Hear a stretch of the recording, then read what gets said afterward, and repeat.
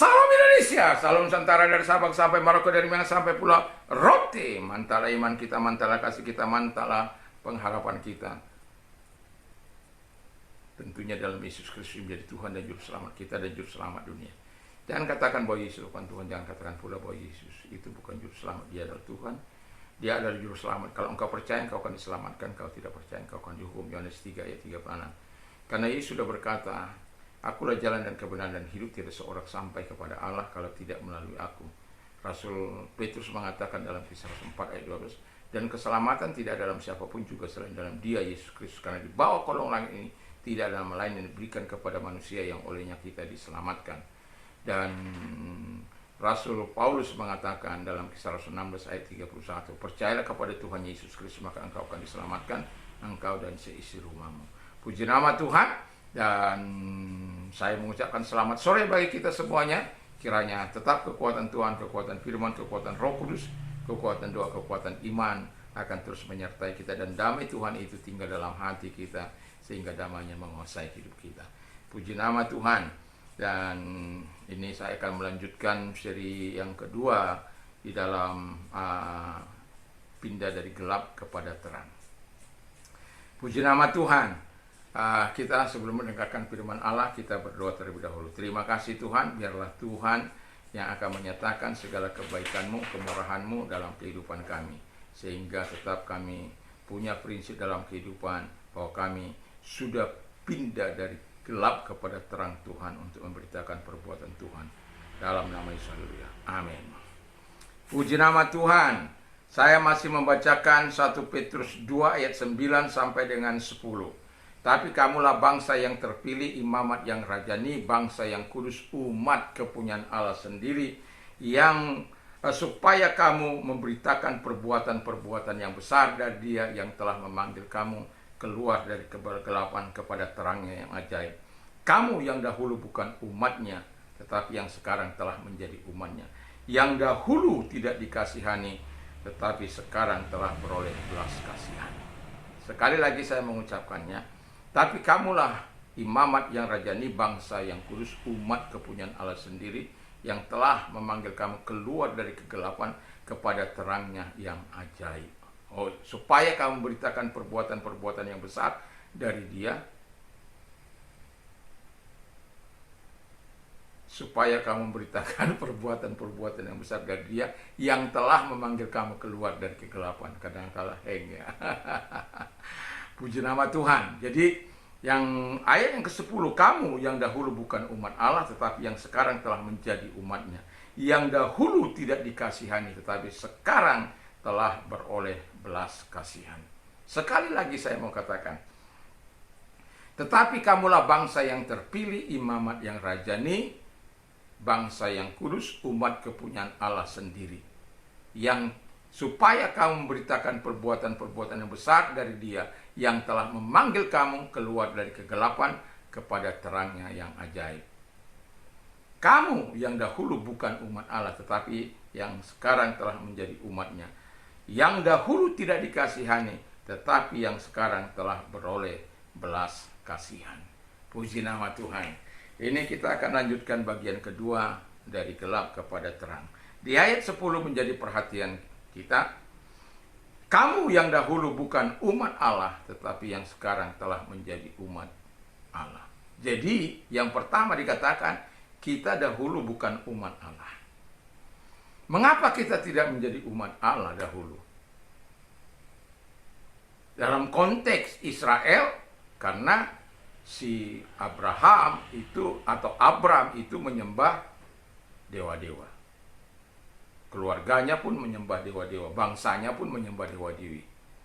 Nah, ketika Tuhan memanggil dia untuk pergi ke tanah perjanjian dengan janji yang sangat luar biasa.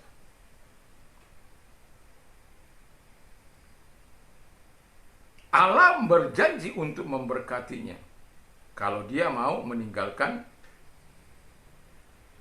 negerinya, tanah orang tuanya, sanak familinya, dan pergi ke tanah yang dijanjikan Tuhan kepadanya, yang dia sendiri tidak ketahui. Tapi Allah berjanji bagi dia, Kamu akan menjadi bangsa yang besar.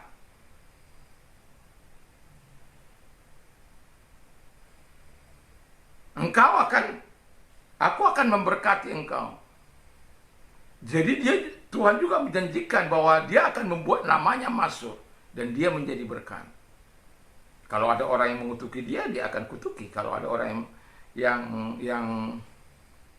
yang memberkati dia akan berkati. Itu sebabnya orang percaya tidak boleh mengutuki orang Israel.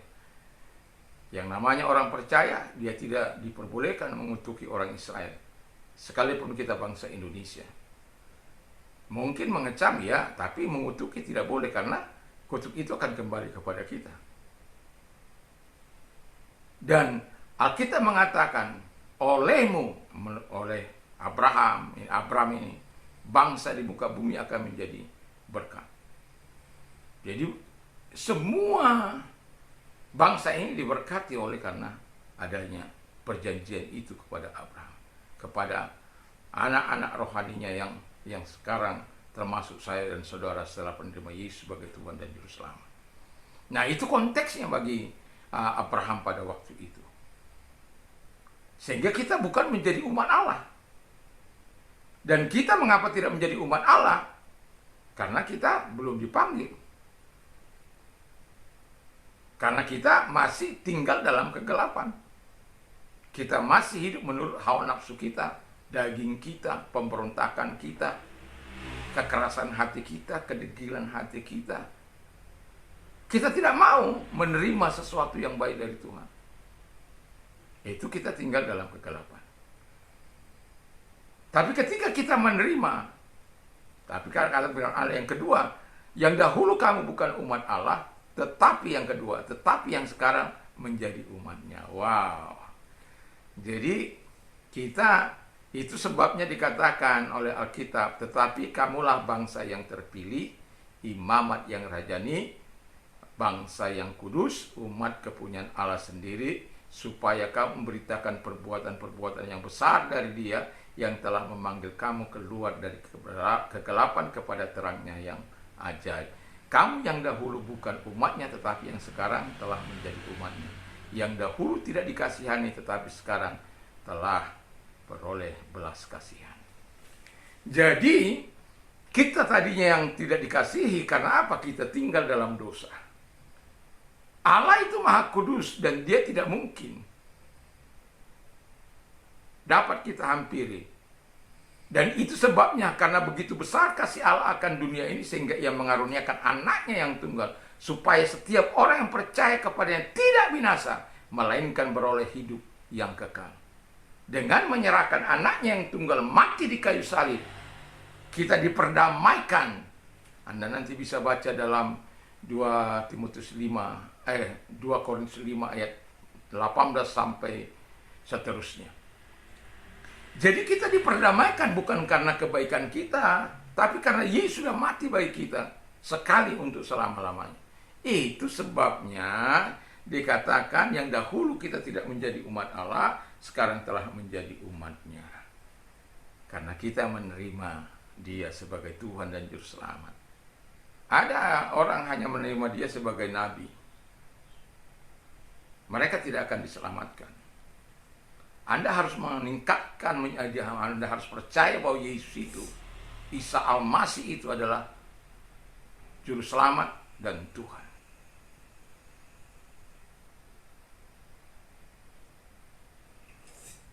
Nah, di dalam konteks inilah kita harus meyakini apa yang dikatakan oleh firman Allah. Tetapi kamulah bangsa yang terpilih, imamat yang rajani, bangsa yang kudus, umat kepunyaan Allah sendiri, supaya kamu memberitakan perbuatan-perbuatan yang besar dari Dia yang telah memanggil kamu keluar dari kegelapan kepada terangnya yang ajaib. Kamu yang dahulu bukan umat Allah, tetapi yang sekarang telah menjadi umatnya. Yang dahulu tidak dikasihani, tapi sekarang telah beroleh belas kasihan. Haleluya. Jadi yang ketiga, dahulu kita tidak dikasihani. Mengapa? Karena kita memberontak. Tapi pemberontakan kita membuat kita tidak mendapat belas kasihan dari Allah Bapa. Coba Anda bayangkan kalau anak-anak Anda memberontak kepada Anda. Apakah Anda akan terus melakukan hal yang baik? Tidak. Ada seorang ayah yang betul-betul mengasihi anaknya, yang begitu luar biasa. Dia mengucurkan dana selama 8 tahun dengan jumlah dari 4,6 miliar. Lalu terjadi sebuah hal yang tidak disangka-sangka oleh bapak ini. Anaknya memberikan informasi bahwa mohon maaf, bapak nggak usah datang, ya nanti kami keluarga inti saja. Sampai di situ dia tidak menjadi masalah. Tetapi ketika menantunya perempuan mengatakan, Pak, nanti kalau bapak sudah layak duduk bersama-sama dengan kami. Dia lupa bahwa rumah itu adalah atas pemberian bapaknya yang cuma-cuma. Mobil yang dipakai dicicil oleh bapaknya, 2 mobil dicicil oleh bapaknya. Dan kemudian apa yang terjadi, ini kebalikan dari cerita ini ya. Kemudian pendek cerita, akhirnya bapaknya menyetop semua uang listrik, uang air, semualah, uang makan, uang apa, semua di stop. Karena dia sangat mengasihi anaknya. Tetapi anaknya tidak tahu berterima kasih, mantunya tidak tahu berterima kasih. Mereka hidup poya-poya, rumah yang ditempati adalah rumah ayahnya yang diberikan penempatan secara cuma-cuma. Pada akhirnya ini ayahnya karena dikatakan nanti tunggu layak, bapak baru nanti datang ke rumah. Dan akhirnya semua dihentikan, baru soklah anak-anaknya. Tapi sudah terlambat. Dan pada akhirnya, pendek cerita, akhirnya ini suami istri berpisah. Dan kemudian dia tidak bergeming. Dia kemudian ini bapak ini tetap dengan prinsipnya bahwa dia tidak membenci anaknya, tapi kalau anaknya itu memang betul-betul tidak mau bertobat, ya sudah, dia tetap mengasihi cucunya, dia tetap menabungkan uang untuk sekolah cucunya. Dan yang mau saya katakan, ini orang yang dikasihani, tetapi kemudian berbalik menjadi orang yang tidak dikasihani. Tapi Tuhan itu menyadari bahwa kita ini orang memang yang dahulu tidak dikasihani, tapi sekarang ya yang ketiga tidak dikasihani, ya. Dan dengan perbuatan-perbuatan kita ditolak oleh Bapa di surga untuk segala apapun. Dan itu sebabnya ketika kita menerima Dia, kita dikasihani. Kita percaya kepada Dia, kita dikasihani. Makanya Allahku akan mencukupi segala kebutuhanmu menurut kekayaan dan kemuliaan dalam Kristus Yesus. Dalam Filipi 4 ayat 19. Baginya kemuliaan untuk selama-lamanya. Jadi di sini yang mau saya katakan tadi, kalau tadi si cerita yang saya katakan bapak yang penuh belas kasihan hanya untuk membuat anaknya senang, tetapi ketika anaknya sudah senang, dia lupa apa yang diperolehnya itu sesuatu yang tidak layak sebenarnya diterima, tapi dia terima. Bayangkan selama 8 tahun itu 4.600.000, berarti setiap setahun dia menerima hampir ya 600-700 miliar.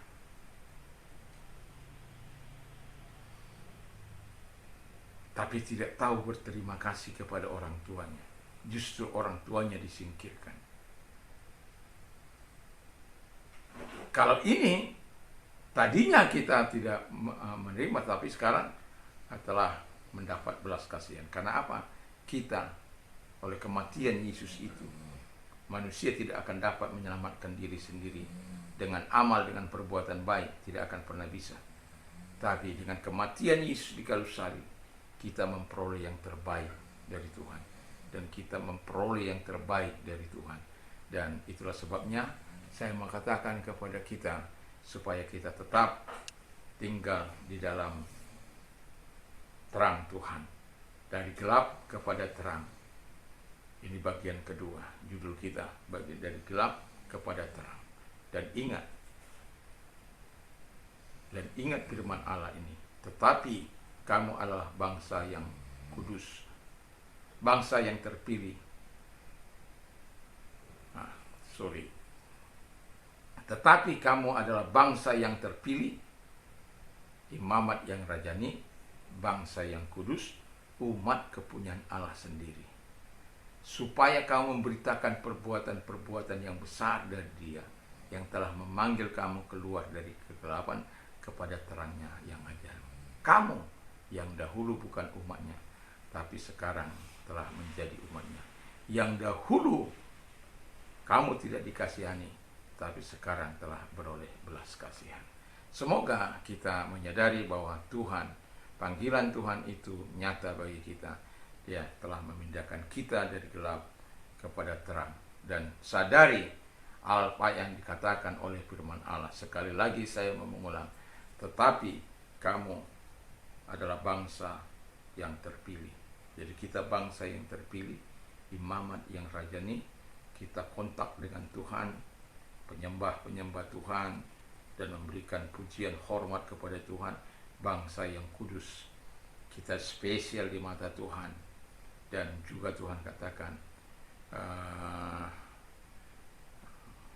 umat kepunyaan Allah sendiri. Jadi kalau Dia membuat kita menjadi umatnya, seharusnya kita harus menghargai. Dan itulah sebabnya dikatakan supaya kamu memberitakan perbuatan-perbuatan yang besar dari Dia yang telah memanggil kamu keluar dari kegelapan kepada terangnya yang ajaib. Kamu yang dahulu bukan umatnya, tetapi sekarang telah menjadi umatnya. Yang dahulu tidak dikasihani, tetapi yang sekarang telah beroleh belas kasihan. Semoga firman Allah ini menggugah kita untuk tetap tinggal dalam terangnya, dan perbuatan-perbuatan kita adalah perbuatan-perbuatan terang, pikiran-pikiran kita adalah pikiran-pikiran gelap, terang. Jangan dicampur, ya, jangan melakukan hal-hal yang menyakiti hati Tuhan. Justru kita harus hidup sebagaimana yang diharapkan Tuhan, sebagai bangsa yang sudah dipilih, imamat yang rajani, bangsa yang kudus, umat kepunyaan Allah sendiri. Kita seharusnya menghargai apa yang sudah Tuhan lakukan dalam kehidupan kita, dengan hidup terpisah dari gelap, masuk dalam terang yang ajaib. Kiranya Tuhan Yesus memberkati kita. Mari kita tunduk kepala dan kita berdoa. Terima kasih Bapa di surga, kiranya Tuhan menolong kami agar kami tetap dalam pemeliharaan Tuhan, dalam perlindungan Tuhan, dan kami mau terus tetap tinggal dalam terang-Mu Tuhan, di dalam nama Yesus Kristus.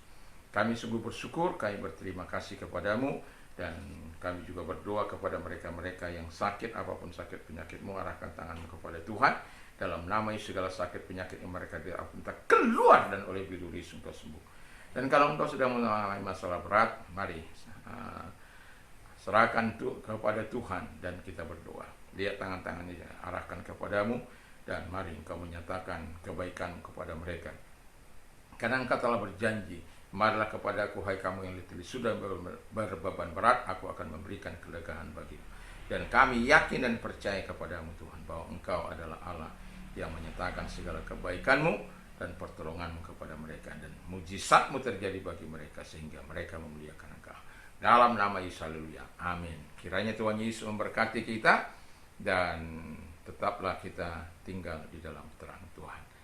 Dan kalau Anda ingin berdonasi, ada nomor-nomor di bawah ini. Mantap, mantap, mantap. Tuhan memberkati.